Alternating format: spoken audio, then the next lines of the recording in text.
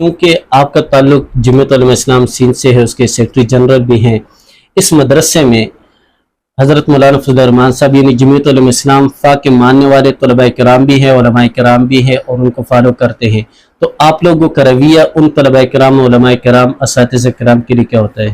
یہاں رویہ استاد اور شاگرد کا ہوتا ہے، یہاں پارٹی بیس پر کوئی رشتے نہیں ہوتے. یہاں ہمارا رشتہ جو ہے تمام طلباء کے ساتھ وہ استاد اور شاگرد کا رشتہ ہوتا ہے.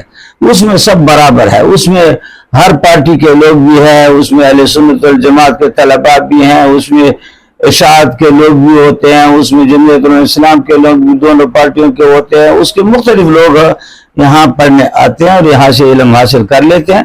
ہمارے دروازے ہر کسی کے لیے کھلے ہیں اور ابھی تک ہم نے یہ ثابت بھی کر دیا ہے کہ یہاں پارٹی اختلافات اور تعصبات سے ہٹ کر ادارہ الحمدللہ چل رہا ہے، اور اس ادارے نے کبھی کسی طرح کوئی فرق نہیں کیا. تو شہید رحمۃ اللہ کے ساتھ شقیب صاحب بھی اسٹیج پہ ایک جگہ پہ تھے، لیکن اسی مدرسے کے ایک مشہور استاد، میں نام تو لینا مناسب نہیں سمجھتا، انہوں نے ایک بیان میں ان کو معتزلہ بھی کہا ہے. ایک بات، دوسری بات یہ کہ یہ یہاں کے لیے بھی یہ بات مشہور ہے کہ یہ لوگ بھی ان کو سند اجازت حدیث نہیں دیتے، تو یہ پھر کتنی اس میں کوئی سچائی نہیں ہے. دفاع پاکستان کونسل پہ پلیٹ فارم پر ہم اکٹھے تھے، اور اس کے علاوہ مختلف پلیٹ فارم پر ہم نے اکٹھے کام کیا ہے.